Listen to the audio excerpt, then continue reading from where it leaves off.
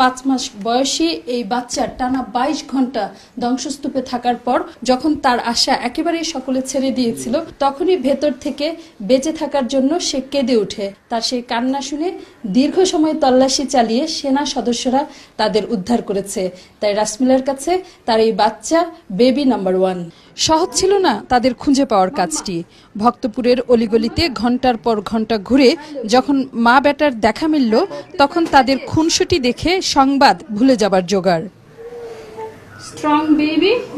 মা রুসমিলার সন্তান ভাগ্যটা একটু উল্টোপাল্টাই। 2 বছর আগে অসুখে মরেছে বড় ছেলেটা। এইবার ভূমিকম্পের চাপায় বড় 2 মেয়ে। তাই তো এক রাত একদিন পর আর আশা ছিল না বুকের মানিককে ফিরে পাবার। আশা ছিল না পেদামের বোনেরও। কিন্তু হোটেল বেয়ারা পেদামের উপর যখন পুরো 6 তলা ধসে পড়ল, জীবনের সেরা দৌড় দিয়েও পেদাম ভবন থেকে ধ্বংস এড়াতে পারেনি। তবে 4.5 হাত জায়গায় সব ধ্বংসস্তূপের মধ্যে তার ছোট শরীরটা কেমন করে জানি আটোসাটো হয়ে গিয়েছিল। আর পুরো বিশ্ব যখন অবাক বিস্ময়ে নেপালের বিপর্যয় শত শত মানুষের মৃত্যুর খবর শুনছে, দেখছে, তখন পেদামের সামনে শুধুই অন্ধকার।